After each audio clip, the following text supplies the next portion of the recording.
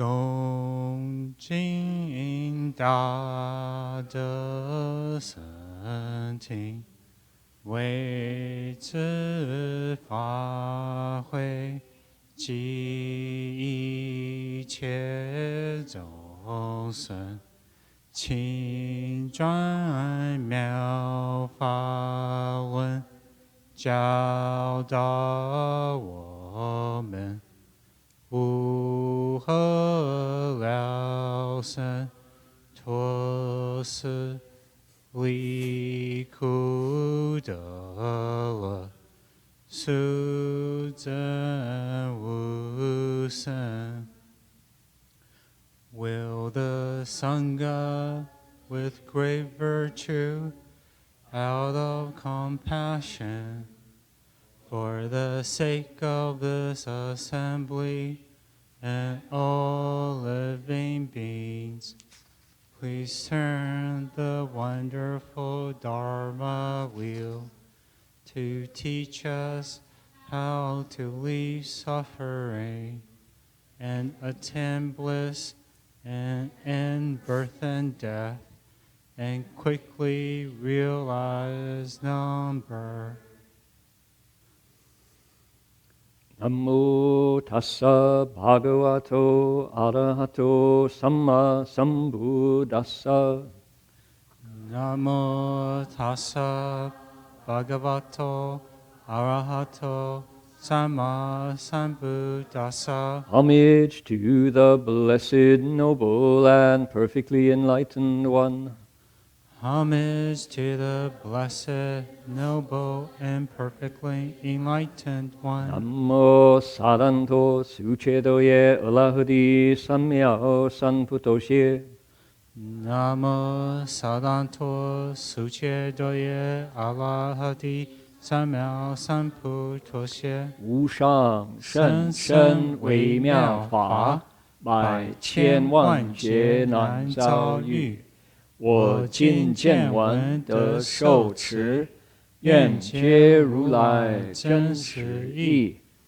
Supreme and wondrous Dharma, subtle and profound, rarely is encountered, even in a million eons. But now we see and hear it and accept it reverently. May we truly understand the Buddha's actual meaning. 师父上人, Venerable Master, Dhamma friends, good evening. Welcome to our Sutra lecture tonight. Today is, let me check my calendar, today is November 10th. We're in the last week of Scorpio, and it's last third of Scorpio in the cosmos, and it's delightful to be able to sing with all of you that little litany that we do of the Buddha's titles, and then the verse for requesting the sutras being opened. That's a special sound, and I haven't heard it in a few weeks. I've been on the other side of the planet and come back and hear everybody just, I won't say lustily, that's not the right verb, to have everybody vigorously and wholeheartedly, the right adjective there, chanting along with those ancient sounds is just great. That's lovely. We have one more to do before our preparatory tunes are done, and it's the one that accompanies this text on the cover of your sutra there. We have been doing that with a melody, and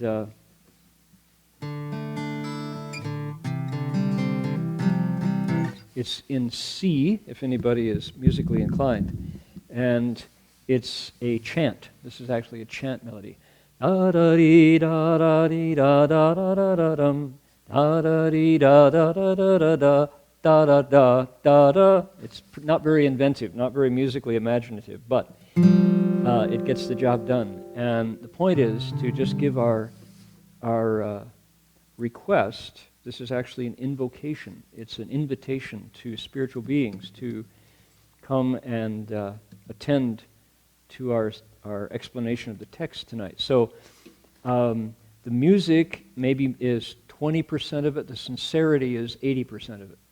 So it's just nice to do it to a melody so we have a point of harmony, a place where we can come together. We used to do it with Chinese percussion instruments, with a wooden fish and a bell, perfectly good.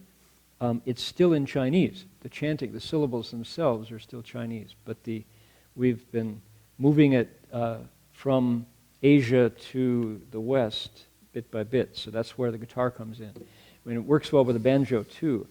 I had a mandola in my hands earlier tonight, a mandola from 1913, I might add, a gentleman, an elderly statesman mandola, but it's not quite there yet. So I've made myself a promise that I'm keeping, which is I'm not going to experiment with a new song or a new instrument before it's ready in public.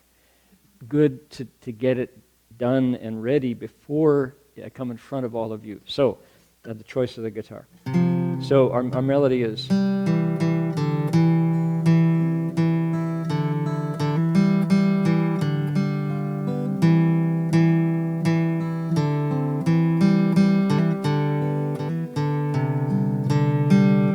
That's it, and probably that's easy. The challenging part for some of you might be the Chinese syllables, but they're right there on the front cover of your book.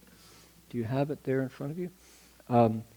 The English translation is homage to, or I find security. Think homeland security. I find security, my true homeland, in the Buddha's Flower Garland Sutra of Great Expansive Teachings, which is the name of a text, and the ocean-wide Flower Garland Assembly of Buddhas and Bodhisattvas, which are spiritual beings that deliver that text.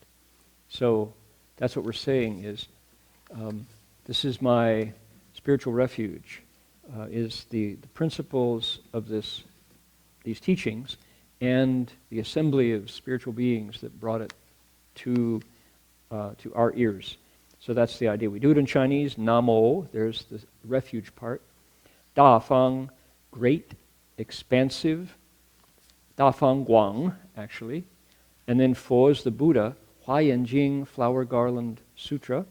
Hua Yan, same word again, Avatamsaka, Flower Garland. Hai Hui, ocean-wide, oceanic, assembly, gathering. Fo Pusa, Buddhas and Bodhisattvas. Okay, we got that? Here we go.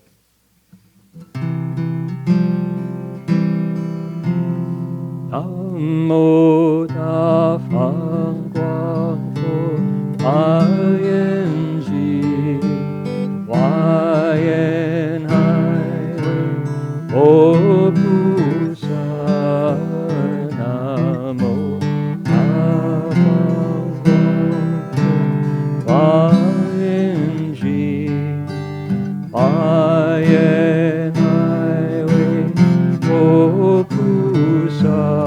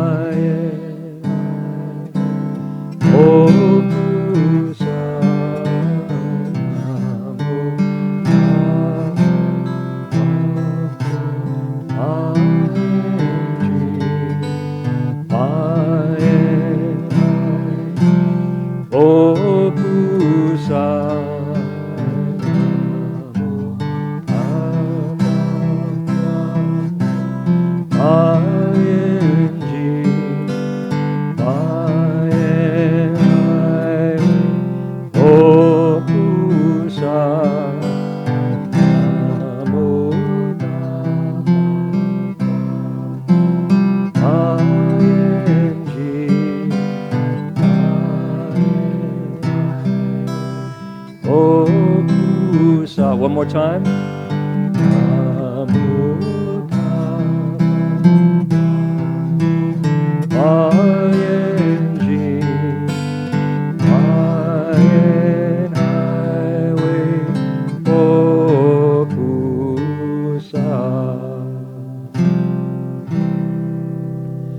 So my choir director self says we are weak in baritones, guys.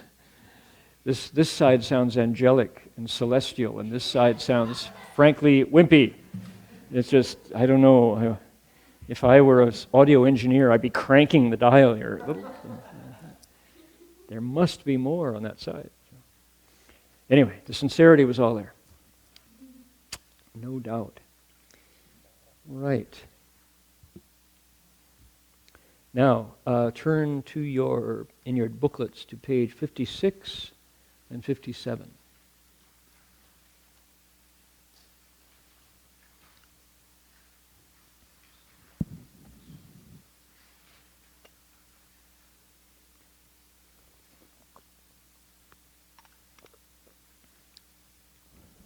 Now, it was 3 weeks ago we actually opened to this page before. The second paragraph, or the first paragraph after the verses, those top 12 stanzas are verses. We're starting with Ar Shi on the left page, 56, Jin Gang Zang Pusa, and the right side is at that time, right? So we're going to do it again to tie into, to connect to get to the continuity of our story here, which we're right at the beginning of what's called the 9th stage of the Bodhisattva's 10 stages. So we're almost done with this chunk of text. But the 9th stage is a unit, and we're at the beginning of that unit. So it's good to kind of take a deep breath and step boldly into these ideas, these teachings.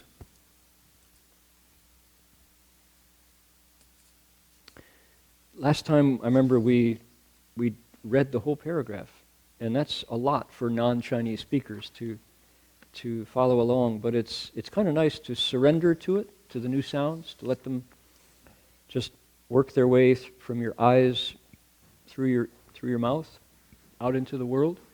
And I invite folks who are not familiar with Chinese sounds to try them out. These sounds have been in the world for many, many, many thousands of years, and they've kind of got a polish to them.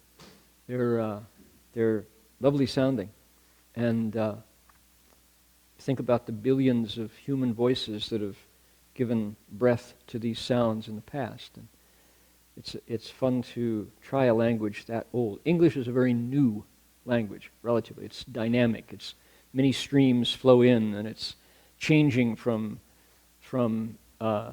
hit album to hit album, right? The jargon of hip hop, for example, is a non-stop current, a spring, just giving us new words, new expressions, new ways of saying what we're feeling and what we're thinking. Chinese, on the other hand, is a very stable language. These sounds have been here, and people have said it this way for a very long time. So it's interesting to have those two juxtaposed, right?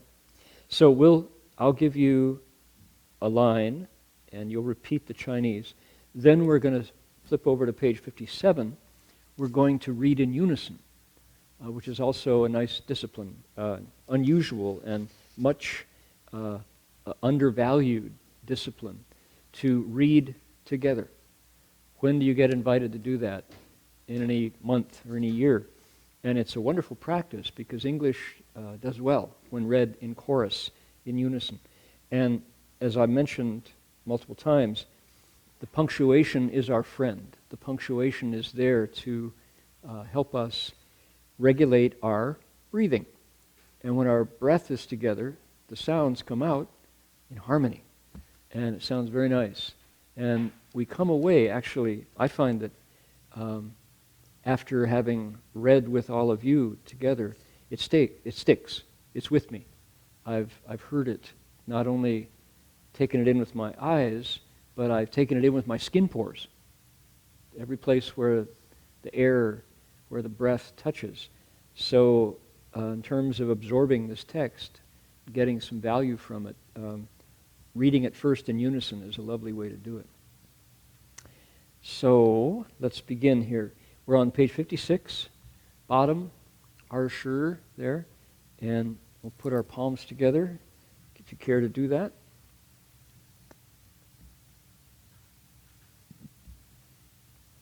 Okay, ready? Ar Shi, your turn. Jin Gang Zang Pusa. Gao Jie To Yue Pusa Yan. 佛子菩萨摩诃萨以如是无量智思量观察，欲更求转胜寂灭解脱，转胜寂灭解脱 ，tongue twister, huh? Here we go. 复修习如来智慧，复修习如来智慧，入如来秘密法，观察不思议，大智性，净诸陀罗尼，三昧门，具广大神通，入差别世界，修利无畏，不共法，随诸佛转法轮，不舍大悲，本愿力。Okay, flip over, page 58 at the top, last line. We there? Here we go. 得入菩萨，第九善慧地。Wow, you guys are getting good. That was effortless. Sounded really good from where I am. Okay, are we ready? Now, we're going to start with at that time. And remember, the way to do reading in unison to make it work is use your ears as well as your mouth. So there's somebody to your right, somebody to your left. Listen to them. And let the white space be. So, at that time, see the comma? See the white space? That's a inhale. Okay? Vajra Treasury Bodhisattva said to Moon of Liberation Bodhisattva, breath. Okay? And when we do that together, there's something wonderful that we create as a group that didn't exist before. Ready? Here we go. At that time, Vajra Treasury Bodhisattva said to Moon of Liberation Bodhisattva, inhale, disciples of the Buddha, the Bodhisattva, Mahasattva, uses limitless wisdom to reflect and to cultivate. He wishes to initiate a quest for the ever more supreme liberation of nirvana, and further cultivate the wisdom of a Tathagata. Enter the secret dharma of a Tathagata. Contemplate the inconceivable nature of great wisdom. Purify all gateways to dharani and samadhi. Be endowed with vast spiritual abilities. Enter all the many different world systems. Cultivate the powers, the fearlessnesses, and the special dharmas. Follow all Buddhas in turning the Dharma wheel, and not abandon the strength of great compassion's fundamental vows, and by means of these, master the Bodhisattva's 9th stage of wholesome wisdom. Well done. Very nice. Yeah. It's a special experience. Now, this is motivation. This is the why. This paragraph answers the why of the text. Why is this text here? It's because there is a being called a 9th stage bodhisattva who gets his or her, and these pronouns are totally gender non-specific. We use he because you can't do both without awkward forward slashes, he, she, and stuff. So we pick he, but if you read it as she, it works just fine, no different. she learns how to become a bodhisattva by absorbing these instructions. This is a how-to text. This is a manual. It's a doc file, a PDF that tells you, that you download along with your new food processor. You follow the QR code and it takes you to the website and you download the PDF, right? This is that PDF. Only you were looking for bodhisattva instructions, right? How to. I mean, why bother with a book? Isn't there a YouTube video that'd be easier? So there will be. We're working on it. It's on Dharma Realm Live. You go find it next week. Tonight's lecture next week. So this is a how-to for the Bodhisattva's ninth stage. And this is the part of that manual that explains the motivation. In other words, what gets the Bodhisattva into the ninth stage? Why would he, she bother with it? 10 things we just read, 10 reasons. And they are, somebody might be picky and say, well, I thought you were supposed to be free of desire, and here is a bodhisattva wishing for stuff. Aren't you supposed to be no seeking, right? That could seem to be a contradiction, a conundrum. And strictly speaking, yeah, you're right. However, the bodhisattva is a bodhisattva because of vows, V-O-W-S. And a vow is a wish that is most often, when it's a bodhisattva type wish, selfless. It's not that the bodhisattva gets anything for his or herself, for him or herself. It's that he or she wishes to grow, to evolve, and to gain the way an apple tree gains apples in the autumn. So if you crunch down on a Granny Smith, make that sound, apple sound, and you really go deep, or if you slice it open, you see there's little seeds in there, little round seeds. If you take one of those seeds and put it in dirt and create the right conditions, an apple tree and eventually apples will come out of that seed. Jani Bodhi seed, Jani Bodhi seed. Right? And so that's another story for later. So that little seed contains all those apples. Try to stop the apples from coming out of that seed. If you create the conditions and allow it to grow, you're going to get apples out of that little thing from a tree. You're going to just, here's the apple tree from that, and the apples come. It's a natural progression. If you look at that tree now in November or later in January, you won't see any apples. The apples are the potent promise. They're latent in the tree.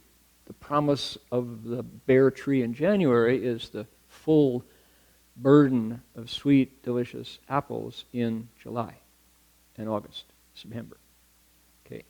So, likewise, our bodhisattva, this is the seed here, his or her bodhi resolve, that wish, vow, is the seed.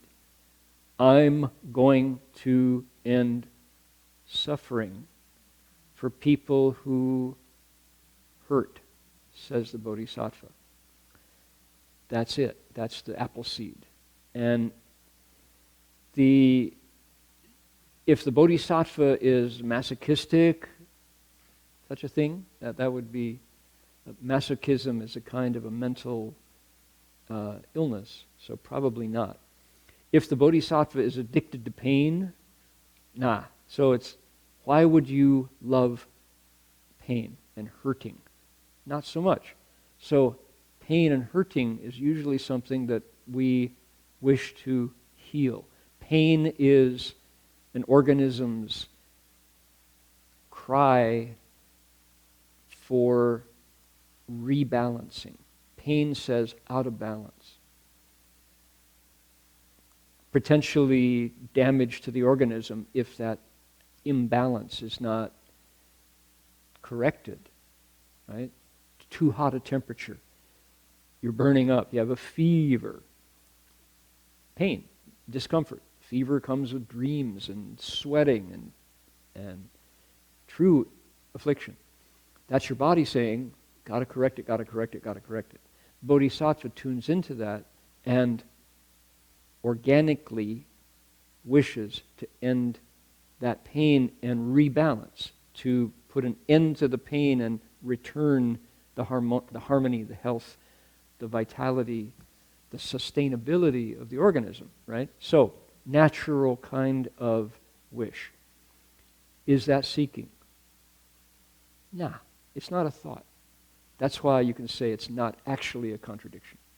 All right? That was a long digression to bring you back to why the Bodhisattva's vows are different from ordinary seeking or desire. What is seeking? I want. Give me. Right? Or I need. Why do you need it? Well, I just do. I love it. Right? That's desire and seeking. Or this one isn't good enough. I want a different, better, newer, shinier one. That's seeking. I got one, but I'm bored with it. I'm not content. So already discontent is an out of balance. So that's seeking, and that's what Master Hua means when he says 不求, right? The Bodhisattva is coming from harmony, coming from health, from sustainability, and sees, witnesses pain in others.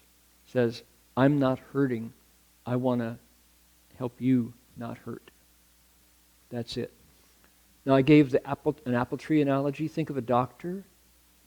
Suppose the doctor said, well, in line with Buddhist principle, I'm not seeking. You're sick, be sick. Fine. That's natural, right? You should be sick. You got infected. That wouldn't be the doctor. The doctor says, oh, you're in great pain. I can help. The doctor applies her skill and the patient recovers. Baby coming, right? The midwife says, no, that's just, my show is on. I'm binge watching West Wing, I'm sure the baby will arrive. You don't have to do anything. The baby comes anyway, right? So, meanwhile, push.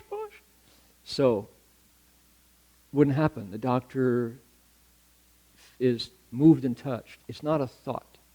So, okay, do I need to justify the Bodhisattva's, the purity of the vow, the motive?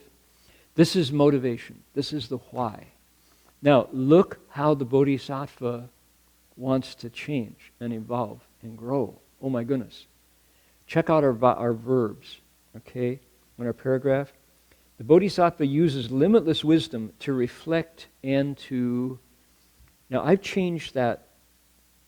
The cultivate, I changed to contemplate. Contemplate's a much better verb. 菩萨亦如是无量智思量观察. So, cultivate, not a good translation.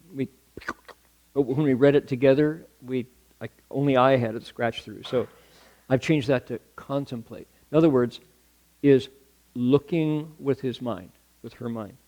He, what? Wishes to initiate a quest for. Okay? So in other words, there's still room to grow. This is not a Buddha. This is a 9th stage Bodhisattva. Still in school. Still in class. Still with teachers. Still with lessons. With mistakes. With doing it again different and success. Right? So, she wishes to initiate a quest for, here we go, ever more supreme. That's a bad translation because supreme is supreme. That's what is it? A redundancy? That's what's the grammatical for ever more supreme? It's needless. Supreme is supreme. That's kind of like saying a little bit pregnant, right? You're pregnant or you're not, Supreme is supreme. So, ever more. You can't be more supreme.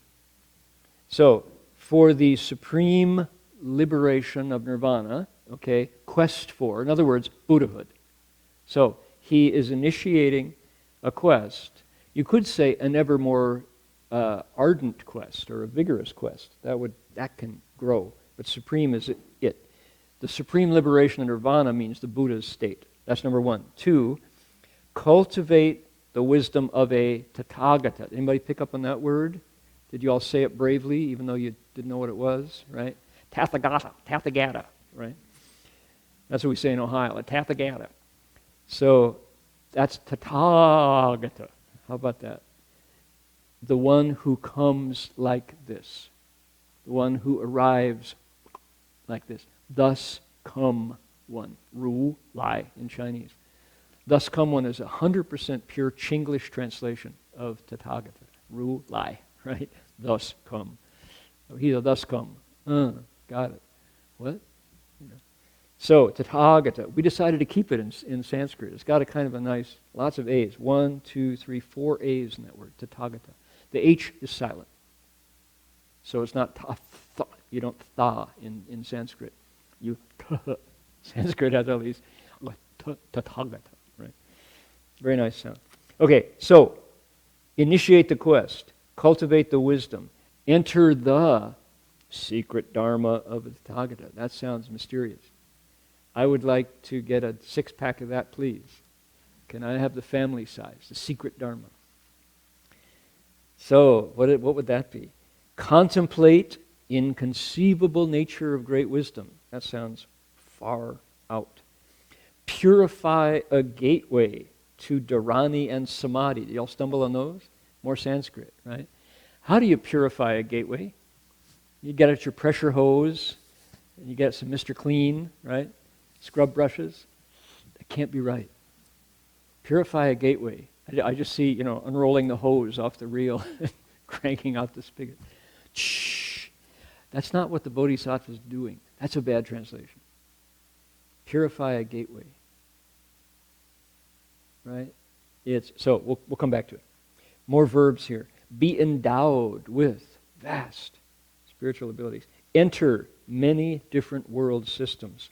Cultivate powers, fearlessness, special dharmas. Follow the Buddhas in turning the Dharma wheel and not abandoning the strength of great compassion's fundamental vows. What a complex idea. And finally, by means, master the Bodhisattva's 9th stage. Okay, what is this? This is setting up the chapter. This is why our Bodhisattva is going to do what we're going to find out that he's about to do in the 9th stage. This is the why. So we just got 10 heart motivations. That's what a laundry list, man. This is a bucket list. The Bodhisattva's bucket list of what he hopes to do, she hopes to do on the 9th stage. How about that? So what were you going to do with your Sunday tomorrow? Anybody want to purify gateways to dharani and samadhi? Be my guest. I mean, what's better to do on a Sunday? How about entering the many different world systems? Cultivate the power. So this is an amazing, amazing list. So what I'm going to suggest is that if we look at these are all success stories. This is the Bodhisattva, the awakened being, the hero of the Mahayana, at his or her very best. Here we are, well, I meditated for a while, but you know what? I fell asleep. Well, I tried to recite a sutra, but, my cell phone rang and I had to take the call. And, well, I made a vow to eat vegetarian and I lasted about 4 days and then I got hungry, And that's where we are, and that's real. That's exactly right. We measure ourselves against these spiritual warriors. That's maybe a spiritual warrior. The Bodhisattvas never quite go to war. That's not a very good. These spiritual superheroes, for sure. And we fall short because this is the standard. This is at the finish line. While there's still more to learn, these are Bodhisattvas' inconceivable, amazing, science can't track it, abilities for success. Okay? And I want to say it that way because why? It can seem like too much. Come on. What in the world? How does that relate to me? I'm here still fighting with my mom.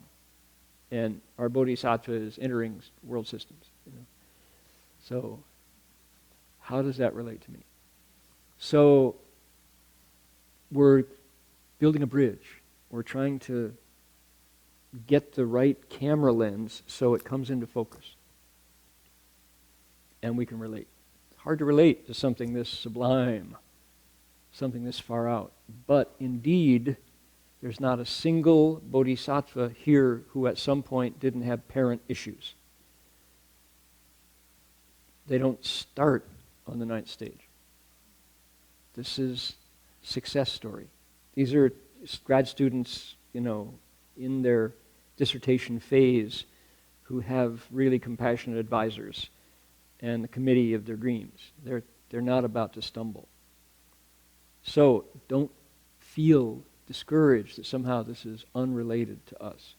We're looking at how many metaphors can we throw at this? This is a half marathon and they're like at the last 1,000 feet, So, not bad. It's okay to look at that phase of the journey and know about it and then come back to where we really are, which is not there yet, Some days it's easier than others, some days it's impossible. And yet, we tune in on Saturday nights and whenever you want to during the week. And this is, it's like, oh yeah, that's right.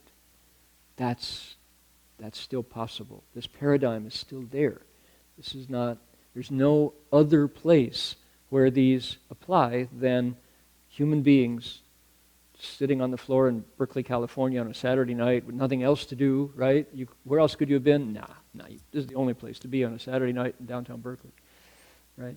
And yeah, that's good. You're supposed to nod. Yeah, that's right, Dharma Master. So I'm impressed that you came. And all those of you online, including people listening in China, through the kindness of translators in Australia, who are hearing my voice and putting it into a microphone over yy.com. Right? We're looking for, did we talk about the new one? We're looking for a new one, right?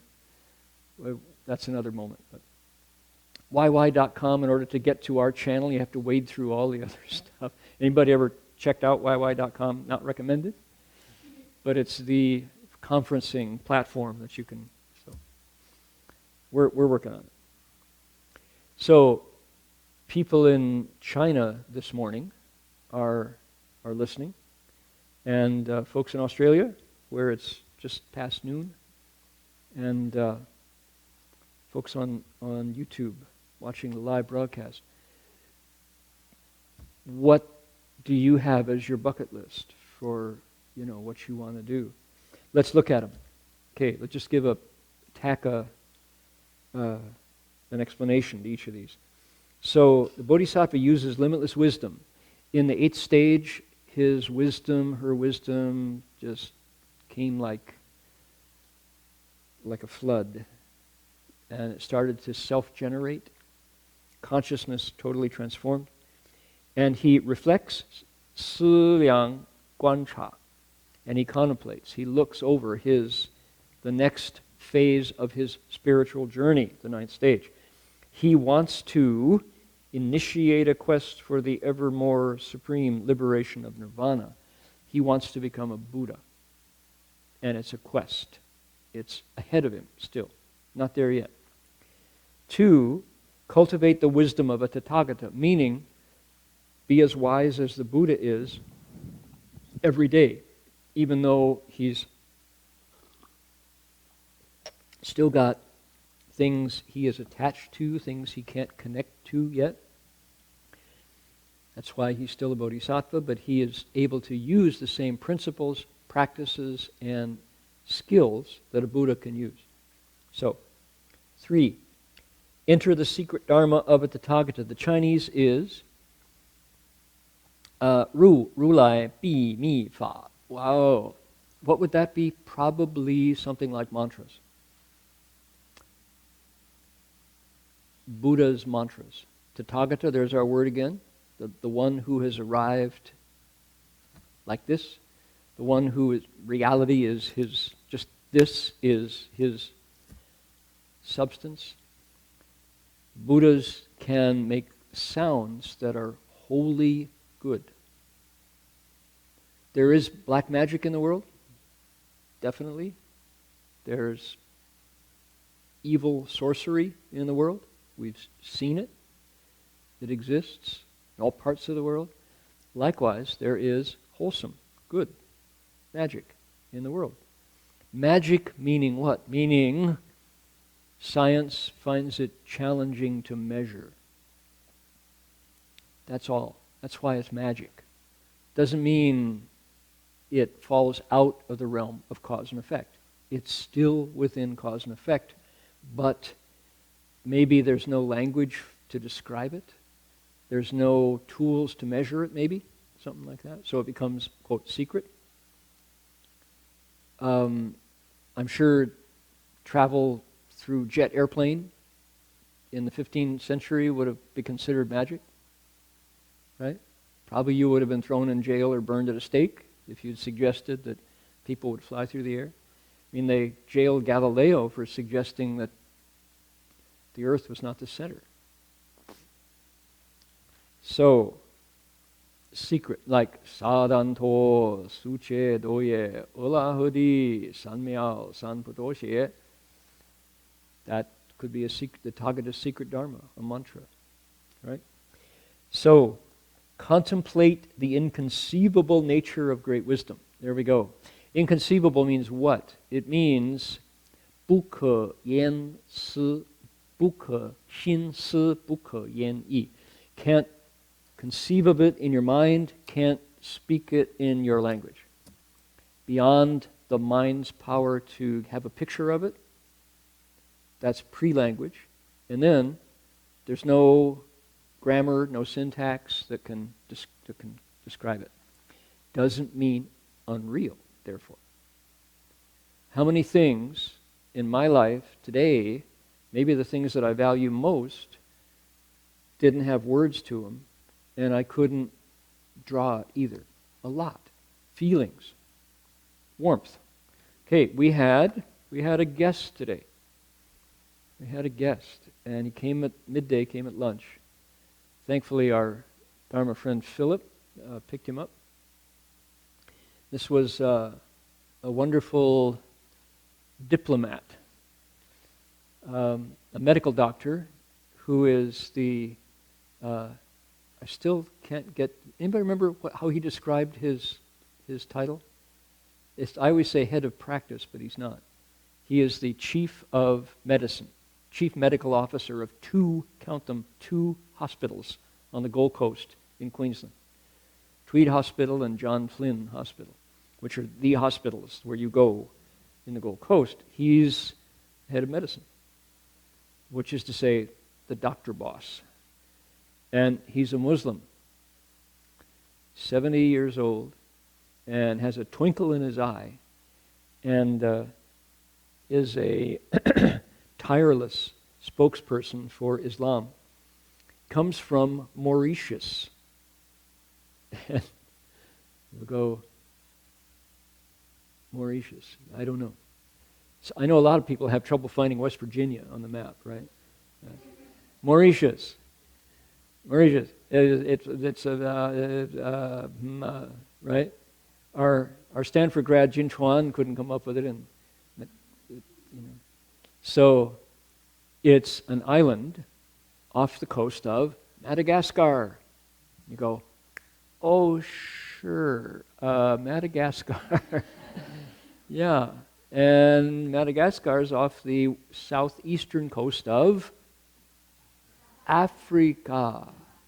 Yeah, so Mauritius is one of two little islands way out in the Indian Ocean. One is called Reunion and one is called Mauritius.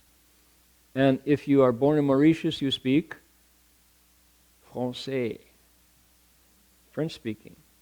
And our good friend Valerie, who's not here tonight, Valerie Tsung, is from Mauritius. Who knew, right?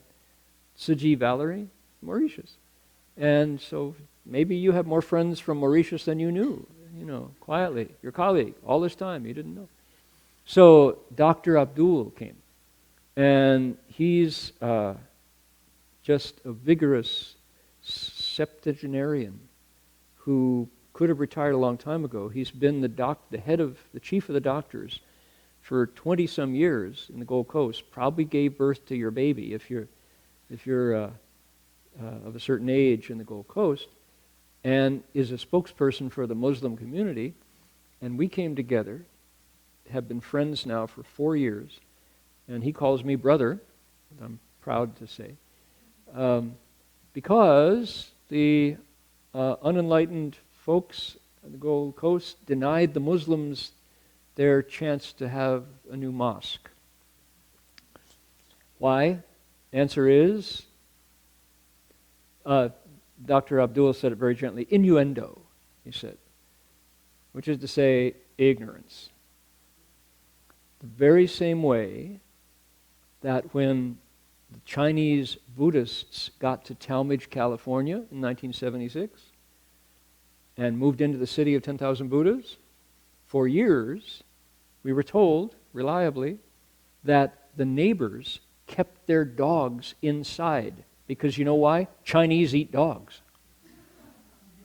If you value your pet, don't let him out when the Chinese Buddhists are around. Dog eaters, right? Well, times change, and now Junkang Restaurant, never served dog all these years, is Ukiah Valley's best Chinese restaurant. Everybody comes to our restaurant because why? The folks who said those kind of things just stopped saying it once they got to know us. Now the people who say, oh, Muslims, mosque, Islamic terrorists, no. They meet Dr. Abdul and discover that their daughter was brought into the world by his skill, and they go, oh, that Dr. Abdul, oh, well, thank you, sir. We are so glad. So that's why we came together. We created the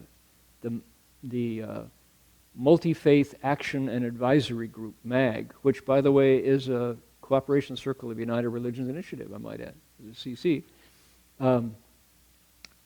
That's how we met. And it seemed to me that if any authentic, virtuous religious community is denied a place to worship, then no one is free to worship, right? I'm not happy in my safe monastery if they are not allowed to have their own mosque or community center.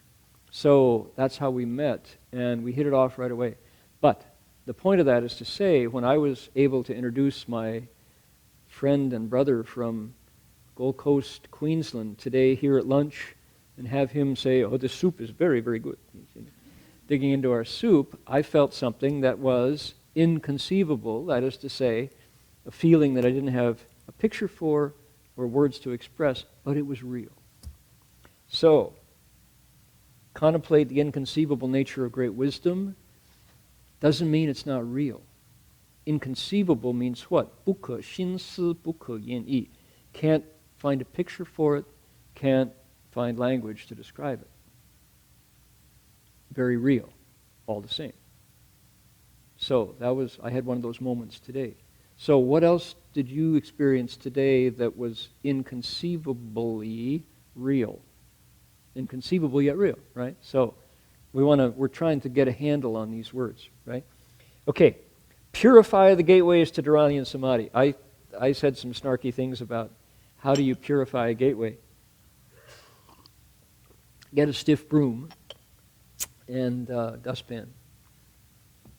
So, what's the problem? Jing, zhu, to, lo, ni, san, mei, man. That verb is a problem. Jing, purify. We, in our translation team, think of Connie is here, Alan is here, regulars for our translation efforts. That's a tough word, to purify. What does, because it appears all the time in the Bodhisattvas descriptions, to purify something. What does it mean in reality, in practice? Connie? Refine is much closer, I think. Okay, the other problem with that sentence is gateway. Mun. That's actually a picture. You see the second line from the bottom? Right? San, mei, mun, M-E-N, with a little line going up. You see that character above it? That's a picture of a swinging door. Maybe you've got one going into your kitchen, a swinging door, right? That's a swinging door. There it is. That's a picture of a swinging door. That's an actual pictogram, of which about 15% of Chinese characters are pictures of what they represent. So, what is a Dharani Samadhi gateway, a door? How do you purify it, right? So if we take Connie's suggestion, which is a good one, refine. You refine a door, get out your plane. What do you do to refine? Jinchuan?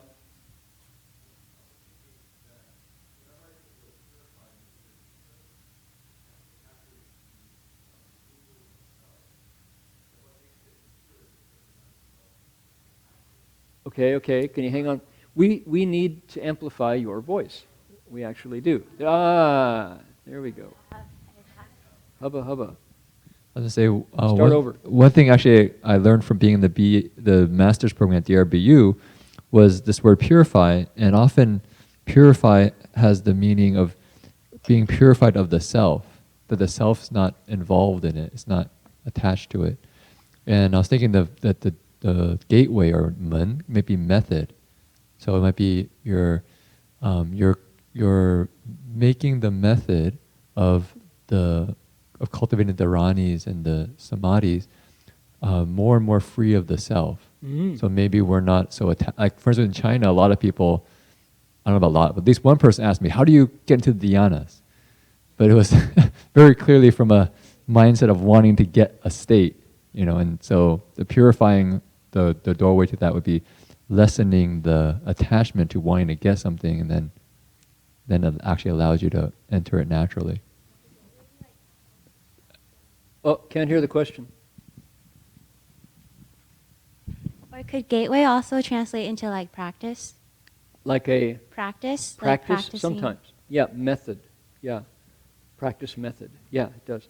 Okay, what do you all think about Jin Chuan Shi's description? So he said, and he put in a little plug for DRBU. Did y'all catch that sneaky plug there, that little advertisement there? He said what he has learned from an MA program there is that in Buddhism, purity or defilement has to do with the presence or absence of the self. And that's, you gotta, stop, contemplate that. That's, For some reason, I thought about like water, purifying water. If anybody can apply that to what we're talking about, just trying to connect. So, like, would the water filter purification system be the gateway, or because when it goes through the filter, it cleans out or okay, yeah. That's still metaphorical. Yeah, I'm trying to. Yeah, I know, you're working with it. That's all right. So, Jin Chuan wanted to refine. I'll refine. So maybe to explain that very first comment about purify the gateway of your comment, right? Which is, the reason for that is because oftentimes purity and defilement, at least coming growing up in the West, is a little bit of a divisive idea. I'm pure, you're not pure. And so it kind of creates, we talk about these, genocides happen from that because we're like a pure race and you're a defiled group. Mm. And actually in Buddhism, that mindset is what's impure. The thought that says, I'm pure, you're not pure, is actually the quote unquote impurity because it's a big self that gets in the way. So that's what to me really helped, was realizing, it's not about, because sometimes, usually we think of purity as divisive. Mm. So it's not a very inspiring idea, because you think of purity and you go, I'm getting judged by something. But it's actually talking about that lessening of that attachment. So that's why I found that very helpful. Okay. So, all right, but I still want to, that your sub-commentary was helpful too, but I want to go back to your commentary, which is to say, that if our question is, what does it mean to purify gateways to dharani and samadhi, right? And so if the question is presence or absence of the self, and to purify and then you said the gateway is method, right? So if you practice the method selflessly, then you have done what that's the bucket list item. That's what the Bodhisattva wants to do. Practice selflessly. All right, why would it be said this way? Because this is the Avatamsaka Sutra. This is the Buddha's voice describing how a Bodhisattva practices, okay? This is like bona fide, real thing. Chotomatte ne. And don't forget, oboenai kudasai. So this is the Buddha's, this word comes up in the Buddha Sutra about what the Bodhisattva wants to do. So why? It's because this is a human being. This is a human experience. This is not some alien or distant ritual by people in the Tang Dynasty or on some other planet. This is people approaching Buddhahood, okay? What's the problem? The ego gets in the way. The me gets in the way. So if Jin Chuan's comment is correct, then we have to use a language to describe something that is multi-leveled and complex as people are. So practicing going through the gateway is not enough. You can go through the gateway wrong, full of self. You can go through this gateway, you can practice this method and be proud of it. You can go through the gateway and look down on women. Impure, right? That can't be the Bodhisattva's compassion. So that's why trying to capture in language something that is very human, that is to say, really complicated. Okay? Hai, dozo. What if men meant something like six sense organs? 10,000? Sense organs. Six sense organs. Eyes, ears, nose, etc. That we have contact with, and that's it's defilement. like a gate. Okay. Well, now, that's way simpler definition. If we take, okay, so her suggestion was that the mun here is talking about these two, this one, right? The liu gan men tou, what are called the six sense gateways, in which case it's a very different explanation and equally fine. However, what kind of gateways are these? What kind of sense organs are these? He mentioned Tolo ni san mei, dharani and samadhi. So we have to put another piece into our puzzle. Or you could say, change our metaphor, add another ball to our juggling to get the sense of this. This is a living description of what the Bodhisattva wants to do. What is it? To jing is our verb. Refine we had, and we could say remove, we could say cleanse. Anybody read Carlos Castaneda's Yaqui Way of Knowledge? Don Juan Gennaro? You're all too young. So, Don Juan, Carlos Castaneda was the author, anthropologist. He wrote 3 important books and a few others about a Yaqui, Y-A-Q-U-I, Indian brujo, B-U-R-J-O, a medicine man, a shaman from an Indian tribe in northern Mexico who could change his shape. He's a shapeshifter. He could change into a raven, I believe. And that was his spirit animal. And Carlos was the anthropologist studying him. And Don Juan, who was the shaman, advised him to become immaculate. He kind of reintroduced that word into the jargon at the time, to become immaculate. And that was what a warrior did. So we were all going, immaculate? That sounds no fun. We want to be groovy and cool and neat and far out. And this is back in the 70s, right? And he wanted to be immaculate. In other words, flawless, faultless, pristine, clean, immaculate. He just, charging that word with power, Jing. Purify. Purify doesn't do it. Purify sounds like ivory soap, right? 99 and 44 and 100% pure. And can't be it. So if we said to immaculate, no. So Connie's suggestion of refine is good, but refine means just a little better. Immaculate is like done, So, but Jing to me, means clean. You're cleaning. It's a process. It's not quite there yet. What does he want? He wants to do that, whatever that is, Jing, dharani, samadhi, doors, gateways, senses. Dharani, toloni, dharani is a Sanskrit word, which has to do with sounds. Sounds of power in particular. The Shurangama mantra that some of you are in the process of learning, some have already learned, is a dharani.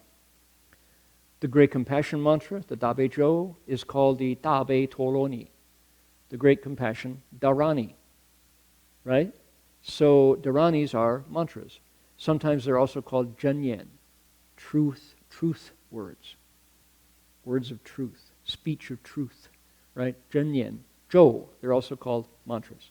So Jo, janyen, toloni, all pretty much mean the same thing. So that kind of man and sanmei, samadhi.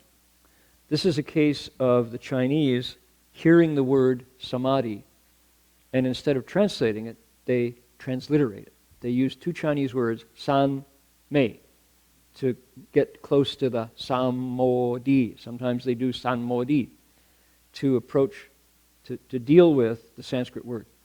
So samadhi is that state of stillness, purity, focus that arises from your meditation. It's the second step of precepts, samadhi, wisdom, the Buddha's formula.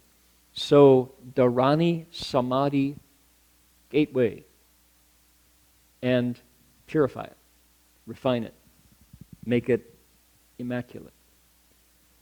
Connie? You said dharani is sounds of power. How about, and then great compassion and Shurangama mantra that I know sends out positive, good vibration, but how about like spells, when like dark spells or dark black magic, and when they recite those, their own set of mantra, are those also considered dharani? So when does a black magic spell... Sorry, I've been watching Sabrina, the Teenage Witch, a lot. I didn't get that. What was the last thing? On Netflix, there's this new show with witches. Or anybody witches? Watching the Chilling Adventures of Sabrina? Yeah. And then they have their own set of mantras or spells. And I was wondering, let's get back to something everybody knows. Harry Potter. Oh yeah, Harry Potter. Harry Potter. Okay. So, right, Harry Potter goes, Expelliarmus, right? And something flies away with his wand, and you have to do it right. When does a proper dharani turn into a black magic spell? You're asking the wrong monk. I can't give you the when. Jinchuan. When it's not pure. That's pure. When you have not purified that doorway, that gateway. Right, obviously. You have to ask. Here it is right there. So, yeah. Good question, but who knows? And probably I would not encourage you to investigate it, right? So let somebody else do the research and read it in, the Hobbit newsletter. Hogwarts newsletter number 47, spring 2018. So, anyway, there is a large body of study that has to do with sounds and mantras, and it's called the Mizong, the esoteric side of the Mahayana. Master Hua, to my knowledge, did not translate it, did not transmit it to anybody particularly. But sometimes he would give us one or more, you know. If you want to have deep wisdom as you approach your exams, you want to recite, let's see, in the Shurangama mantra, it's, I won't transmit it now. That we're having people watching online who would probably use it wrong. So you have to send me an email and mail the $5 to this address for your very own copy of the mantra. And yeah. So you apply the secret decoder ring. And, all right. Let's see. We're almost there. We have what? Be endowed with vast spiritual abilities. Notice how we skipped right over that one in the English. Nobody clicked on our translation that is shantong, the very thing that confuses so many people in Taiwan in particular, and in Vietnam as well. Ju Guang Da Shantong, right? 5 eyes, the 6 spiritual powers. So this Bodhisattva wants to be Ju, full of, replete with, empowered, imbued with Guang Da, vast psychic powers. Ru Chibie Shijie, to enter world systems. Oh boy. Now, suddenly you go, wait a minute, this sounds like Marvel Comics. How do you enter world systems? That's what he wants to do. This is Bodhisattva's ability. Okay, xiu, there's our verb, cultivate. Xiu, see that one? We're on the right-hand side of the second line from the bottom. Xiu, cultivate. Li, wu wei, bu gong fa. Those 3 items appear together frequently. These are the Buddha's abilities. When our wisdom is purified to the ultimate point, then these things pop up. Li, special power, 10 of them, the Buddha's 10 powers. Wu wei, fearlessnesses, 4 of them. Bu gong fa, 18 special dharmas that only Buddhas possess, special methods. That's a list. There they are. Those are hardwired in our nature. When we cultivate them to light, uncover them, the powers, the fearlessnesses, and the special dharmas are there. What's it like? Here's a mundane example. When you become an MD, your license plate has a tag. You can drive right through the gate and find a parking spot underneath Cal football stadium, right? Underneath the Golden Bears stadium. You don't have to go find a parking spot that's not available somewhere down on this side of campus and then walk across campus to get to your football game. If you have those physician tags, you drive right up to the gate. Comes with being a doctor. How'd you like that analogy? Anybody notice that one? Jin Chuan, were you jealous of that one? You can use it later. So. You come up with a special ability, innate in the title, right? Okay, here's another one. I just saw David back here. When you are a Marine, all right, you got these stripes right here. You walk in and the other Marines in the room have to stand up and snap you a salute because you got those bars. Comes with it. You don't, you are in variance with military code, right? You have not behaved correctly. So rank has its privileges. The Buddha comes with these abilities, right? So that's how it works. I'm trying to apologize for special dharmas, where I was supposed to be totally impartial, right? And how can the Buddha have special dharmas? What's that? You know, he can park anywhere he wants. His license plate has a tag on it, you know, and so. Okay, and then follow all Buddhas in turning the Dharma wheel. There we go. She is going to speak, going to explain, and check out the complexity and the beauty of this one. Not abandon the strength of great compassion's fundamental vows. That's the 9th one. I like that. What that means is, and this is code language. This is Bodhisattva Avatamsaka Sutra code language for a profound human experience, which is what? Here's where the Bodhisattva is moved by other people's pain. At this point, if he can enter different world systems, why would he worry about your headache? But he does. That's I like this last one, right? No matter how incredibly exalted and immaculate this Bodhisattva becomes in his incredible experiences and abilities, he is grounded in his concern for your well-being. He does not abandon the vows, which is to say, living beings are miserable and I'm one of them and I'm going to take them out of their misery, which is great compassion's fundamental vows. He does not let that go. No matter how high he climbs, he does not forget he's standing on the ground. So that's neat. That's real. And that's one of the reasons this sutra pulls me back over and over and over again, because it's real. You know, he's kind-hearted. That's his power comes from his kindness, her kindness. And by means of those, master the Bodhisattva's 9th stage of, here's the title of the stage, wholesome wisdom. Shan Hui Di. Good wisdom stage. Okay, Jerry, how are we doing? Okay. Nobody's upset that the Buddha has special dharmas? This is Berkeley, California. You know, I want to review those dharmas. So, okay. As I mentioned early, Jinchuan, Jinwei, and I, and Madalena Tan just came back from China, and we took part in something called the 5th Global Buddhist Forum. And we represented North America and Master Hua, certainly, City of 10,000 Buddhas. And we got a chance to see 1,000 Buddhists from 55 countries and regions, all in one room.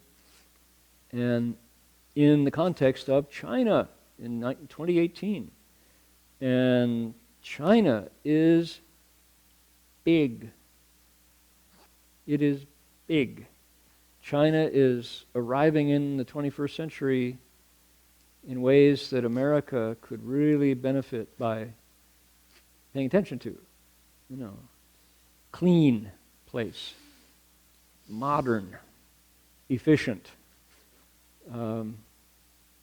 Clearly, there's a lot of money spent on making people's lives better in fundamental ways, right?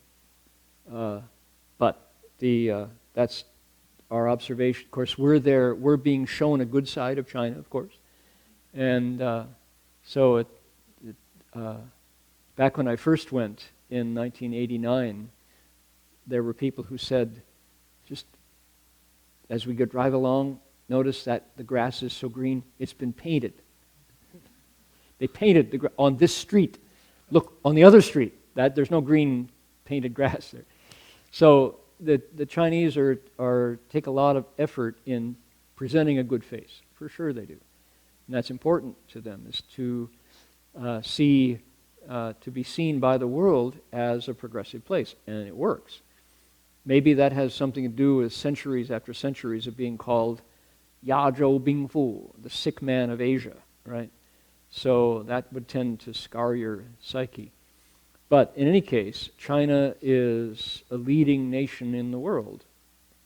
Among others, there are others, but China is big and bustling. Oh my goodness.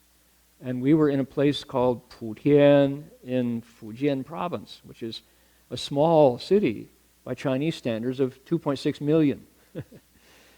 Our guests, when we did our event at the library, our monk friends from Zhenru Si came and they said, "That's San Francisco?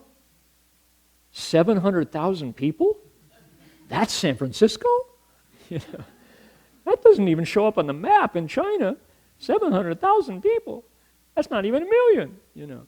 So Putian is a city you wouldn't find on the map in China, and it's 2.6 million people. Beautiful. They call it Meili Putian. Beautiful Putian. Beautiful city on the coast. So, you know, and boy, oh boy, China is flourishing at this moment, for sure, for sure. So anyway, that's all I wanted to share. We're going to run the screen down. We're going to turn the projector on. Jin Chuan, Jin Wei Shi are going to grab the mics and share with us their insights on that experience.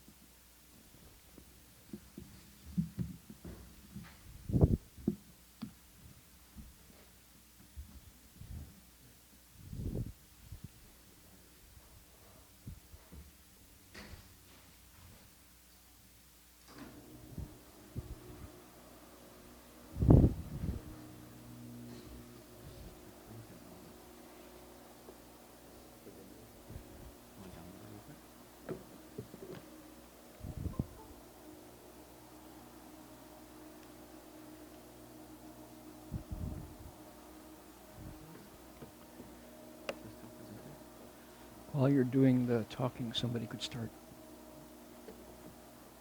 While he's downloading software, you can start.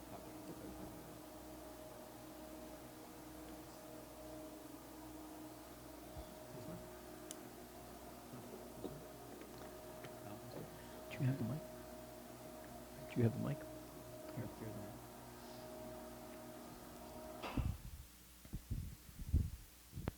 So, so my name is Jin Wei, and Jin Chuan is just now working with along the pictures. So we want to share with you our few shots and our trip. We returned almost a week ago, when we spent, I think, 8 days in China. The main purpose was to attend the World Buddhist Forum, and so we spent there in the forum 2 days, and we want to start with some few shots from it. So something doesn't work.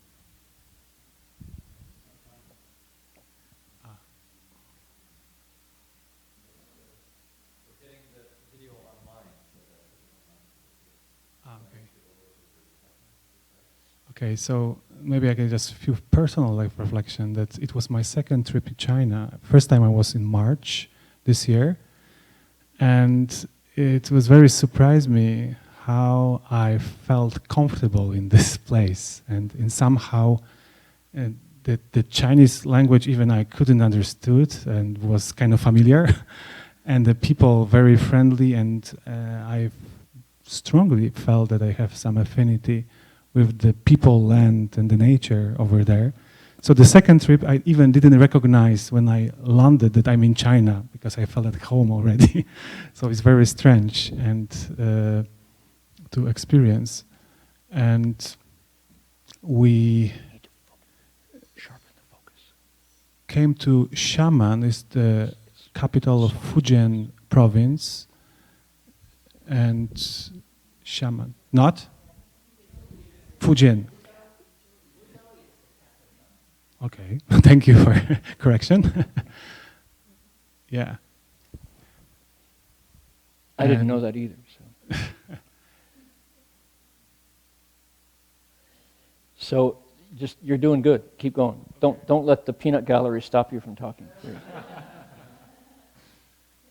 Yeah. So of course our trip have multiple levels, and one was the observation and being amongst the monks around the world. Actually, many. Oh, you got it? Okay. Okay, Jerry, much better. Sharper, yeah. Okay, so. Okay, so we are here. So with the. Are you two going to share the mic, or? Okay. So 2 days we spent in the forum and have a chance to be with the monks from many different traditions from China. And actually, I was very surprised because the first picture in the Chinese Buddhist for me was the monks who were wearing the same sashes like we are. But in fact, we have Tibetan monks, we have Theravada monks. It's whole broad tradition of different schools, I can say, or is it working?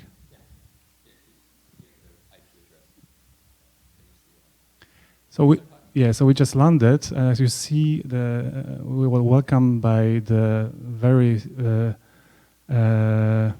dedicated volunteers. They are actually students from the university. There were 2,000 of them. 2,000, right? And the Madalena, our main organizer of this trip, immediately took a chance to recruit them as a volunteers. And so in a few seconds, and the next picture will show you that the exchange it doesn't work. Okay.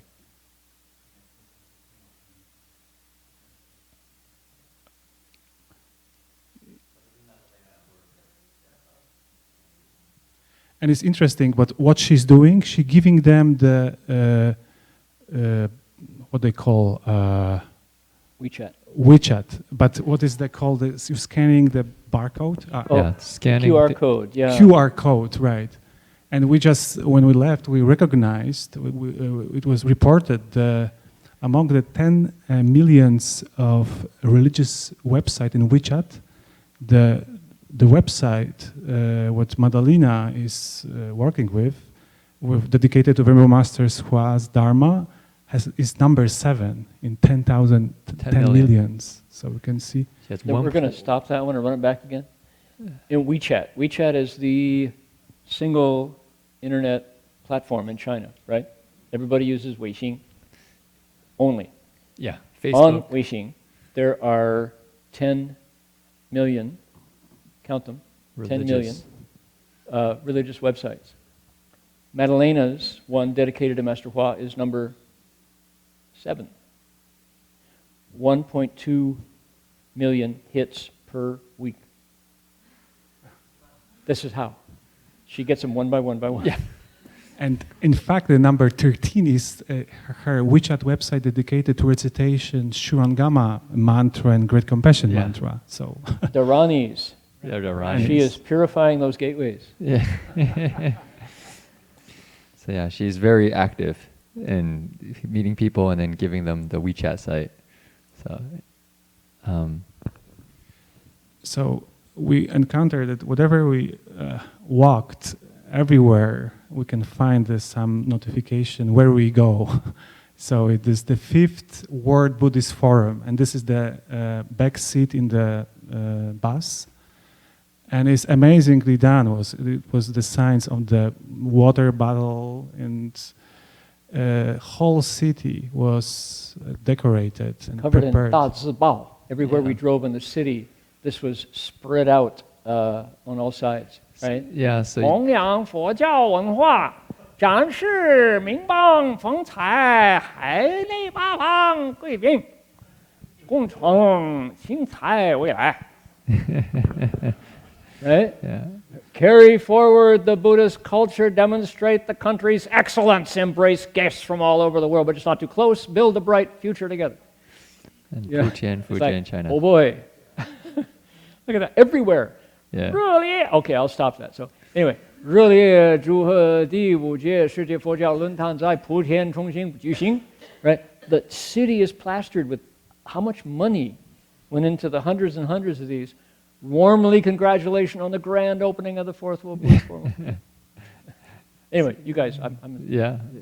Some guards keep us safe.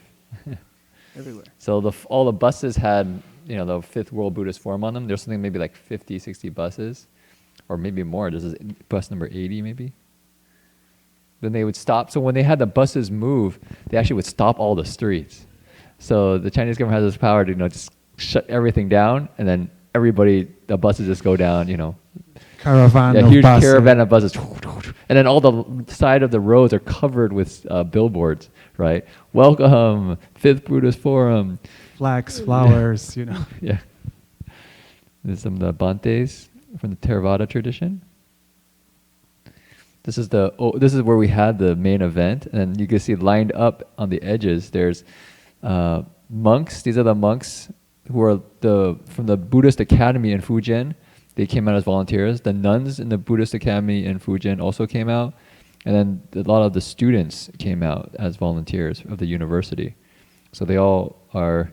You say there's definitely a sense of discipline. They stand in straight rows with their palms together Under the hot sun. under the hot sun for a long time. Many hours. Just to greet us. Yeah, you can see. This is the main hall. Everything's decorated. This is I don't know who this is. Representative of very different traditions, and it was interesting to see this. So then the forum started actually with a large kind of grand opening where many monks came on stage. So this is all the monks from their Buddhist Academy wearing their precept sashes. And you can say one of the highlights of the opening ceremony, or actually the whole forum, was the incense praise at the very beginning. And so 1,000 Buddhists, we all stand up. I don't know if the Theravada monks knew the chant, but many of the monks in the assembly knew the chant. So we chanted the incense praise together with a really strong Weno. And the English that they put up, you can see, is actually the art English. Anybody recognize that CDTB, English? DRBA. Our sincere intention. So they used our translation. They used our translation for, and you can see there's lots of video cameras. Everything was videotaped in great detail. Very moving moment, actually, right? Yeah, that was having everyone chant together. Then they had many performances, kind of Buddhist-inspired performances. So kind of Avatamsaka. yeah, kind of Avatamsaka. You can see they had a lot of special effects too. Things would fall from the ceiling and glitter down, and yeah. Okay, and then we had a Chinsen. So there's started with speeches in the morning, but then in the afternoon, we had a Chinsen Zai, which is the 1,000 monks. We all had a meal together, and so it was actually quite impressive because the whole thing was done in silence. You could see the army of monks on the side here. They actually are feeding the group. So we actually ate the meal probably in a total of, including serving, probably about 30 minutes. So the whole meal was done in about 30 minutes. They don't eat just one meal a day, so for us, we had to eat very fast. I was actually stopped half by, you're finished. That's what I should do, Yeah. So you'll see, this is the group. This is just one side of the hall. All the monks, Bantes, Theravada, Tibetan. I think Dharma Master Minghai is over here. See, Dharma Master Minghai? Yeah. Minghai Dahasang, who visited us there from Bailing Cansi, Bailing Monastery. This is what they had: 3 bowls, one for soup, one for rice, one for veggies, and then that's it. So then they come down the hall and they serve the monks, completely in silence, and then everyone eats. So that was actually quite inspiring to be eating with so many monastics in, you could say, harmony. We're eating together very peacefully and mindfully. So then this is back into the main hall where we listen to lectures, and this is, people can guess what this is? Yeah, these are translation booths. Those are the punishment booths. Yeah. So if you are confession booths. Yeah, confession. Confessions. Yeah. Yeah, this is Catholic. So yeah, that's why there's 2 of them, right? One the priest on one side and the confessor on the other side. Yeah. Break any precepts. Yeah. Bantes. Sorry. No. So they have translations, but they had translations to many languages: Chinese to English, to Japanese to Korean, to, was there Russian? Yes. No, probably, yeah. Even. Yeah, And so there's many languages. the equipment was first class. It was German, excellent equipment. You could just dial the language you wanted to hear. So Yeah. I have a proposal. We can build something like that here in the balcony. That's right. Yeah, that'd be really good. So these are soundproof, so when you're translating, you don't hear the people translating. And then you can see here, they really decorated everything. So these are huge pillars, you know, just for this one event, which is only for like 2 days, 2.5 days. You know, they have this huge middle way for perfect harmony, 中道圆融. And you'll see this is the theme. Yeah. Exchange for mutual learning, middle way for perfect harmony. We heard many times these words. 交流互鉴，中道圆融. So that was the theme of the Fifth World Buddhist Forum. They had a really wonderful display downstairs that was talking about translation. So we didn't have the whole part, but we showed one part that DRBA is involved with. But they went historically from the ancient times all the way up to now, and they showed how one particular was the Sixth Patriarch Sutra, which was translated in many different languages. And if you notice, this one looks familiar. This is the one that was just recently published by DRBA that Reverend Heng Sure and Marty worked on. And so here, they have even an introduction of the book, which was, I think, what Marty wrote in the book. So that was there for people to see. And even they had it open for people to see and inside of it. So that was nice to see that they recognized DRBA's translation, bringing Buddhism to the West. There's actually not, I don't think for the Chinese group, there's actually not too many Chinese groups really, we'll get to that actually. We'll get to that. Okay, so then this is, actually, we had big screens on the side. And people, I don't know if people recognize this Dharma Master. He's Dharma Master Guo Hui Fa Shi. He is now the abbot of Dharma Drum. The Dharma Master Guo Dong is now stepped down, and Guo Hui Fa Shi is now the abbot Fang Zhang for Fa Gu San. So Dharma Master and Guo Hui Fa Shi are singing together. I think Dharma Master has translation devices on her. I don't know. Listening. So then Dharma Master giving a speech. You'll see he's giving the speech down here, and then he's magnified over here. You know, this room has 1,000 people in it. It was definitely a test in patience. We sat through many lectures, many talks, just everyone together. So, and outside was also very interesting. We had a lot of Buddhist artwork. So in this place in Putian, they have people who do a lot of fine carving. So this is some very special wood that grows very slowly and very, very hard. So they were showing us that you use a magnifying glass, you can see the fine detail in this piece of work on the wood. And this is a very small image, Bodhidharma. And then they had a Bodhidharma. This is like some very special wood with a container with this little Buddha image, Bodhidharma in it. And then they said, oh, you know, it's actually what happened was I was looking at it, and then I turned it over to look at the side, and the Bodhidharma falls out onto the ground. But before, the woman who presented for us said, you know what is the price for it? Yeah. $5,000. Yeah, $5,000 US. I was like, whoa, uh-oh. And so, lose this small Bodhidharma. Yeah, I thought it was like, you know, come out like wedged inside of it, but actually it's loose. I was looking at it, and it falls out. So then we ended up looking for it. That was a moment of concern. You could say that. No damage. Yeah, no damage. Yeah. You break it, you bought it. Yeah. That was a lady who was taking care of that stand. Her husband's the one who does all the carvings. And then this is a dignitary. So many Buddhists from all over the world came. In the evening, we had a gathering with some of the senior or the planning monks of the forum. This is Dharma Master Yuan Jue. He's the vice president of the Buddhist, Buddhist Association in China. He's now the acting president. Yeah, so he's now running Chair, things. not president. Yeah, chair. And so he invited Dharma Master or Reverend Heng Sure to this meeting to discuss future plannings of the World Forum. This is Dharma Master Quangquan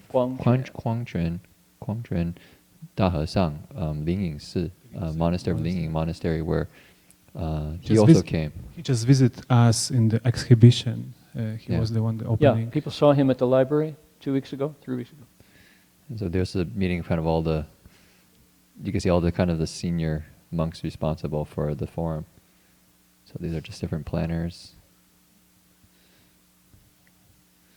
And then we had one session where we had breakout groups of the different Themes. different themes. And so we were assigned the one that was on Buddhism in the Americas, I think North America, South America, and Europe. And then they had another one, for instance, like Buddhism in Korea and, Buddhism in Southeast Asia. Buddhism arts. Yeah, so and the Buddhism arts and different themes. So we went to this one because we're from North America. And then different people shared their experiences trying to teach Buddhism in different places. So this person is teaching Buddhism, I think, in Australia. And he's giving he actually had a lot of interfaith slides, which was quite interesting, in his work as a chaplain.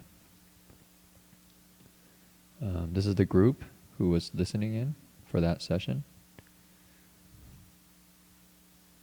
Outside had people playing music. And then this was the host of the session. His name was Li Silong Jiao. He's a professor at Beijing University. He was quite eloquent, and I think considers himself a Buddhist. He has his beads and was quite knowledgeable. He's been here to BBM. Oh. He He was?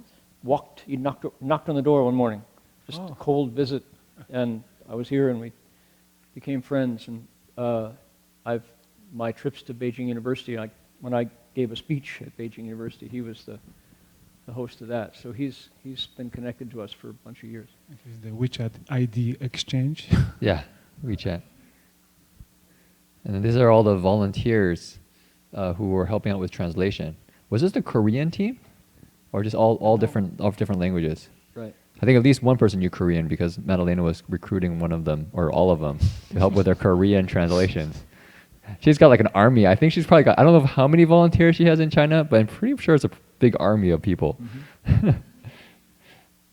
Oh, and this monk actually was quite interesting. He came and approached us, and he said that he was actually one of the young monks who came to the water, land, air ceremony at CDTB many years ago, 1987. And he said the only thing he remembers from that is Master Hua kneeling and giving him beads.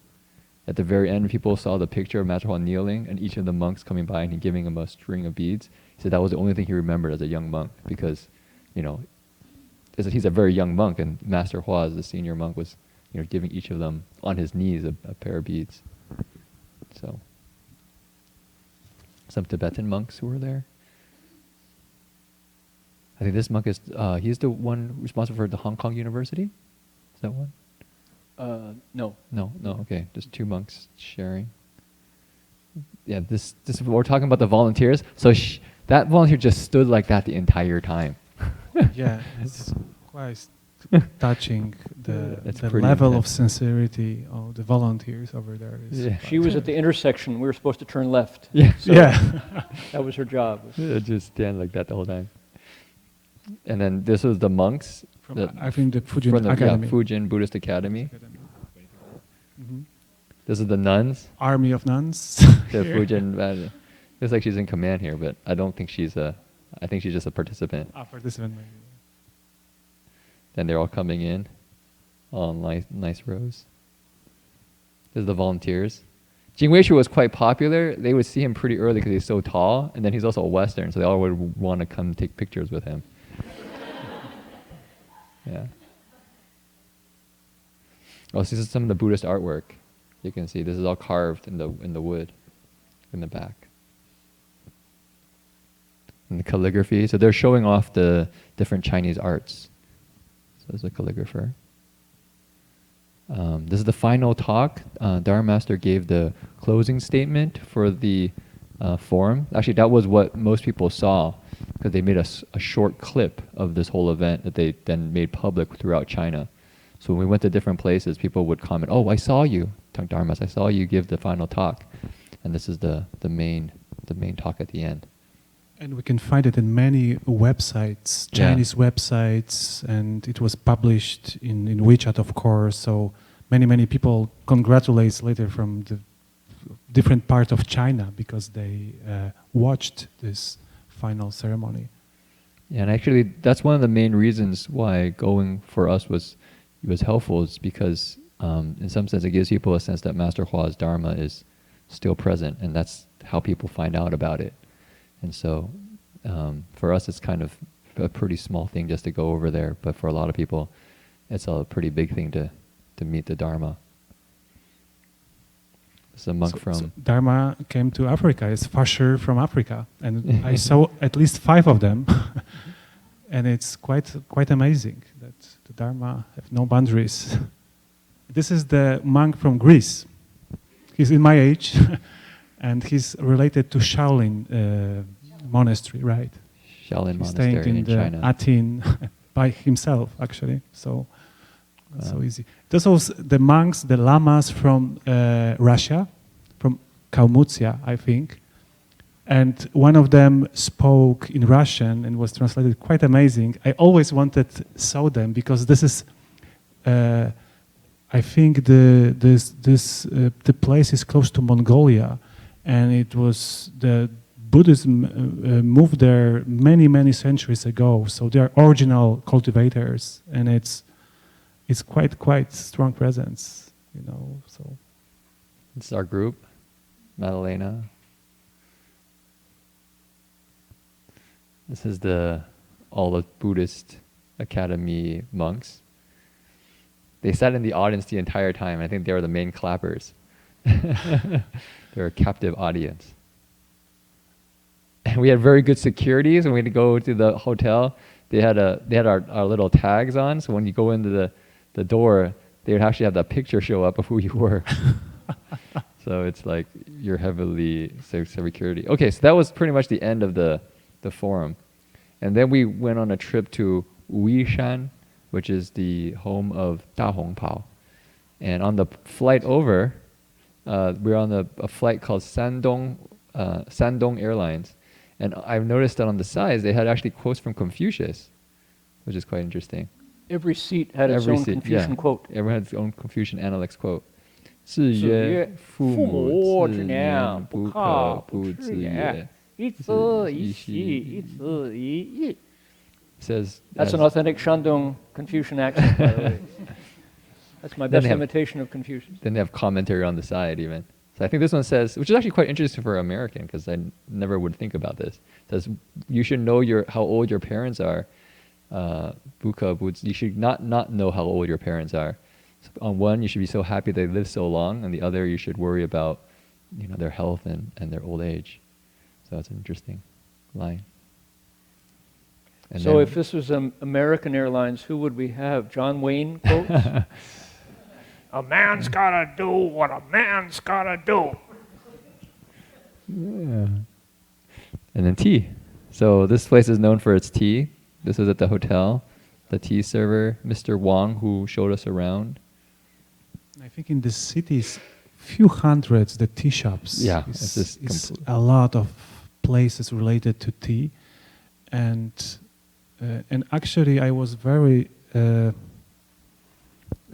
touched by how people very cherish their tradition, and we can say that tea is just ordinary drink, but it's much more than just drink, and people very often gather and drink tea. And for me, it was interesting recognition, because today I actually watched the website and showing what is the problem with drug use in United States, for instance. And 2010, and this is the Columbia University report, was 50 million people met a condition for clinical addiction in the United States. 50 million? 50 million. 50? 50. It was 2010. And the 80% are risky drug users. And it's in the 2010, 38,000 people was that died because of drugs used. And it's more than from the car crash, for suicides and from, I forget which another reason. Gunshot?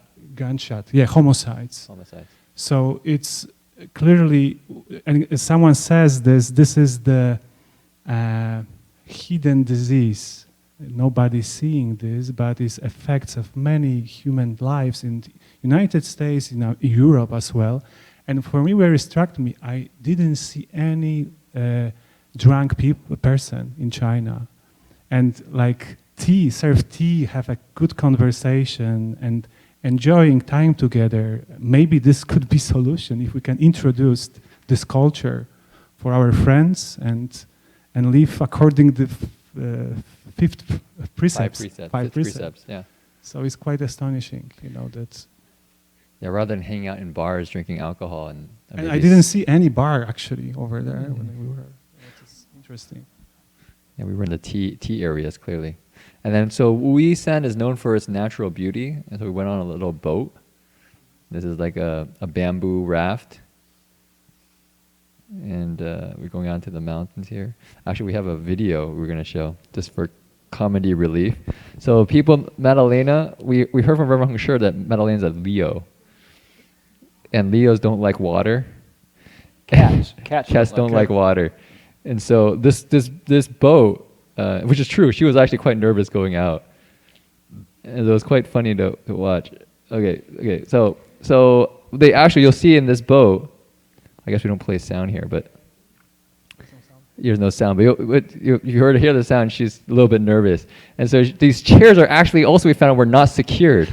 So the starting thing the boat person told us is don't lean to the side because the chair will fall into the water. Lean inward. So then she started grabbing Mr. Wang's seat. But anyways. Passed the test, right? You passed the test, yeah. No one fell in. And you can see just the beautiful, this is like where landscape painting probably was largely inspired. The great poets. Just the misty mountains. You can just see the rocks as the boat's going down. So they have a long bamboo pole that they use to push the boat along. And the rocks actually have holes in them because so many bamboo rafts have gone through that they've, over years, made holes into the rock by pushing boats along.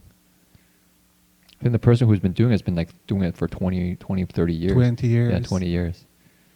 Yeah, very energetic, young, you can say older lady, but young at heart. Yeah, you can just see the scenery. Looks like a painting from a movie. Oh, this one. So Wuyi Mountain is particularly known for, can people read this Chinese here? Da Hong Pao. This is the mother Da Hong Pao tree, where Da Hong Pao kind of started, and there was a legend, and there's different stories about it, but what we heard was there was a scholar going to, I think, Beijing or Nanjing to take the imperial exams, and as he went, he got a stomach ache and felt really sick, and a monk in the nearby temple got some of these leaves from this tea plant and made a kind of a medicine for him, and he drank it and got better. So then he went to take his exams, and he got Zhuangyuan, first place. He's a top scholar. And so the king gave him, or the emperor gives him a red cape to symbolize his accomplishment. And so when he came back, he gave his red cape to this bush. And then that's how this bush became known as Da Hong Pao. Hong Pao is literally red robe, so great red robe. And that's the name of the tea. It's a tea bush. Tea trees. I think 345 years old, right? Those bushes, Yeah. what we are seeing here. So not much to look at unless you know the history. But it's now been propagated and propagated and Yeah. propagated. So if somebody serves you Da Hong Pao tea now, which belongs to the Oolong family, you're drinking the great grandchild plant of this original bush right here. So this is some of the tea places. This is one of Reverend Heng Sure's really good friends who was like an expert in tea. And so he couldn't join us, but he introduced his friend's tea place to us. And they're really, like Jing Weisher said, it's really inspiring to see. This young man is kind of carrying on the traditions of the family.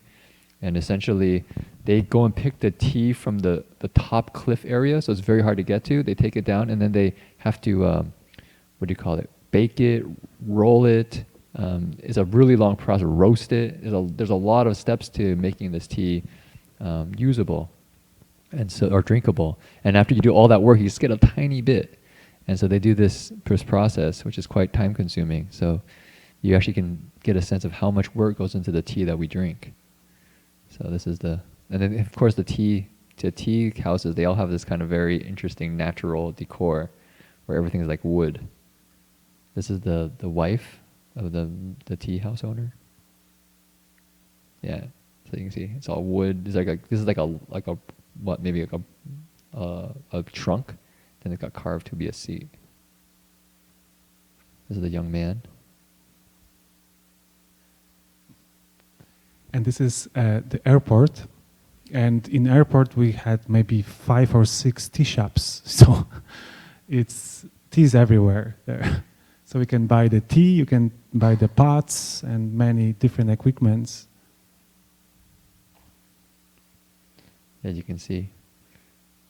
I mean, it's interesting to think about what kind of culture develops as a drinking culture, but like Jing Weishu just said, one could be an alcohol culture, right? You socialize through drinking alcohol. Another could be socialized around drinking tea. So you can probably think that makes a big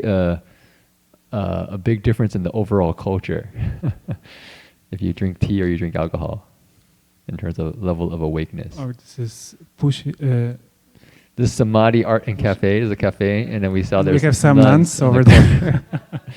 So we took a picture. There are purifying gateways up above. Preparation for samadhi, right?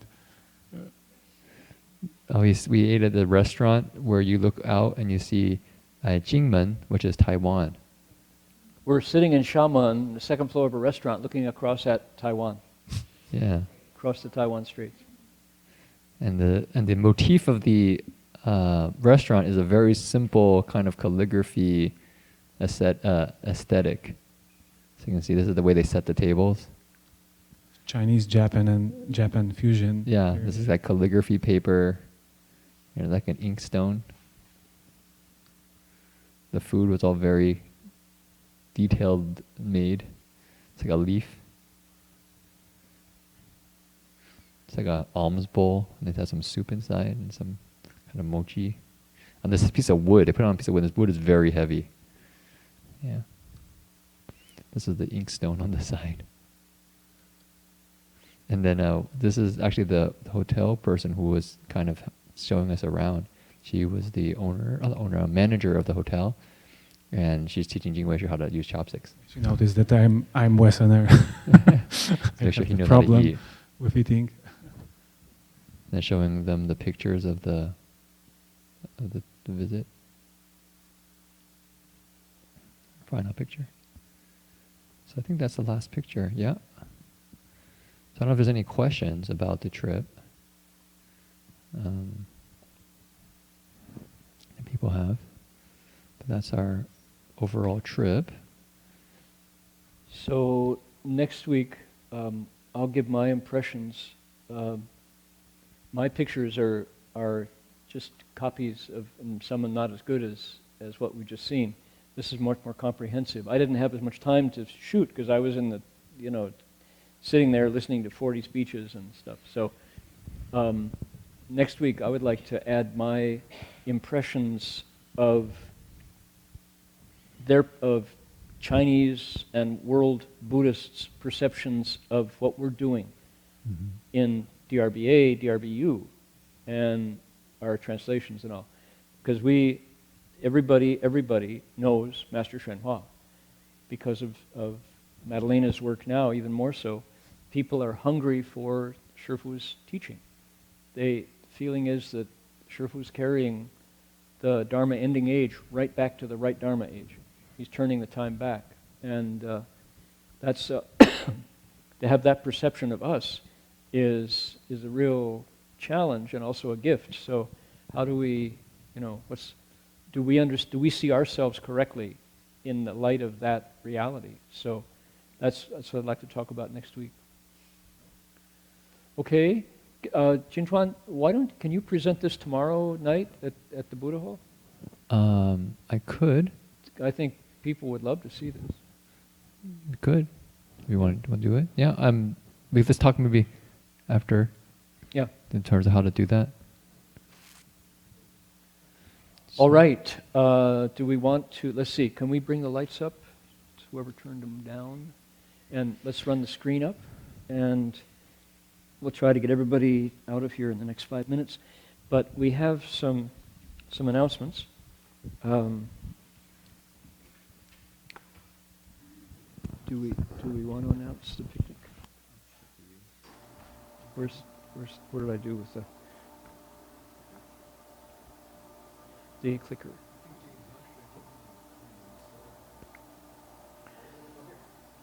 Got it? Okay. So next Saturday, we want to tell people now here, because there were people not present today at lunch when we announced that next Saturday we're not going to have our regular lunch here. We're instead going down to our new place in Boulder Creek, Highway 9. And people are welcome to come down and join us, but let us know if you want to come. The lecture will be the same as always, but midday, if you come to the monastery, you won't find anybody here. Correct? That's the way we're planning it?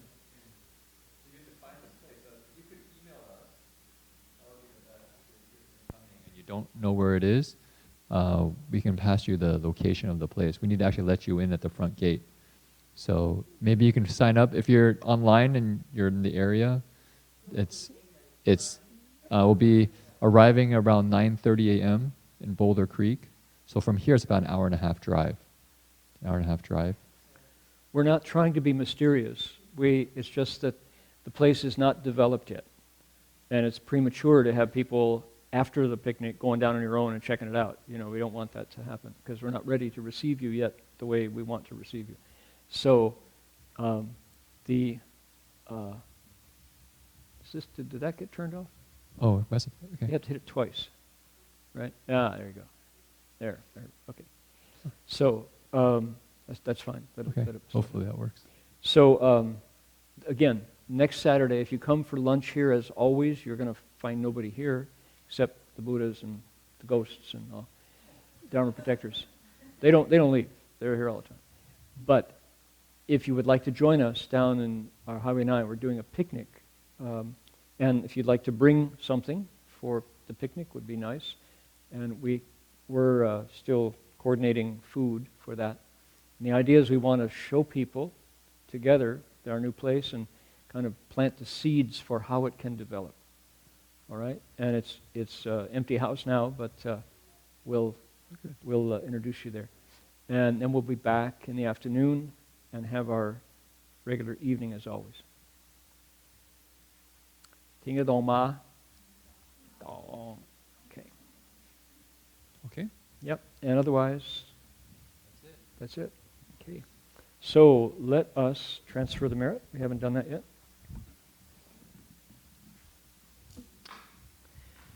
Appropriate places for transferring merit might be the state of California. Thousand Oaks, 40 miles west of LA, experienced a gunshot mass killing followed by mandatory evacuation because of a forest fire, which seems pretty cruel for one town to have so many disasters on top of each other. Malibu, big fire along that ridge, along the Pacific Coast Highway.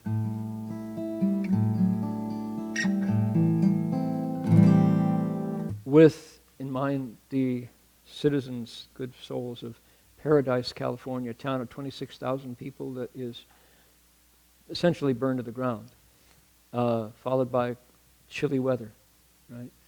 Paradise, people had to flee before they could get anything together, including their pets and their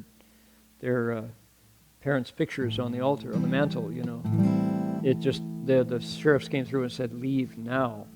And So this is a hard time in California. So where you transfer the merit is up to you, but there are certainly places that could use it. Right? It's on the back of your songbook.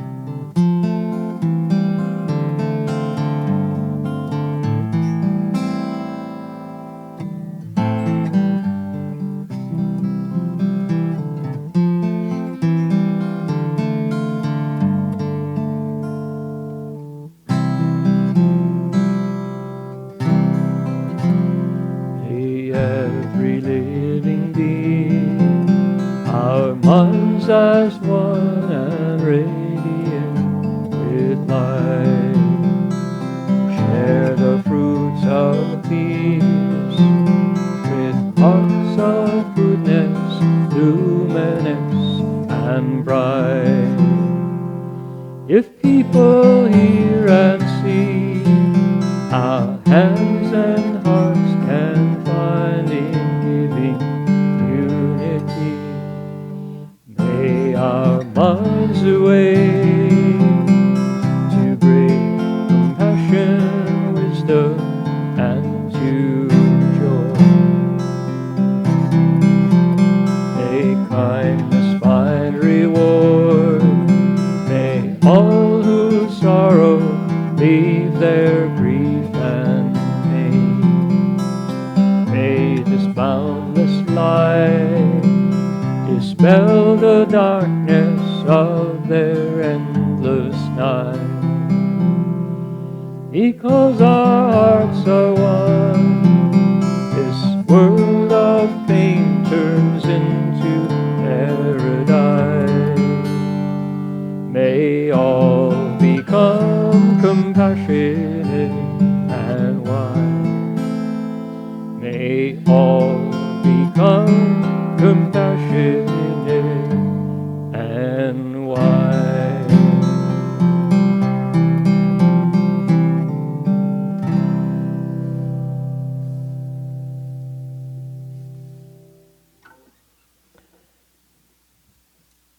Okay, we'll bow to the Buddhas.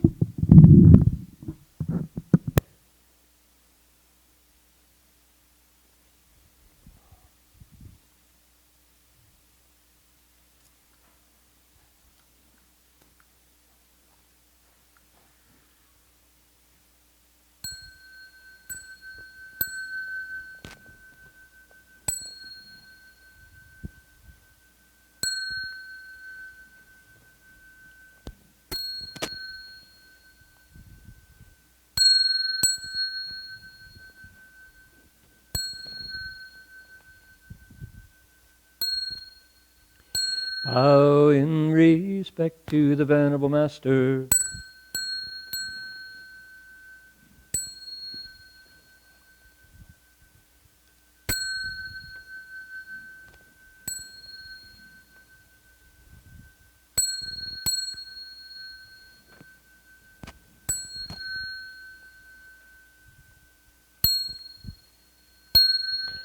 Namo Da Fang Guang Fo Hua Yin Ji Hua Yin Hai O Kusana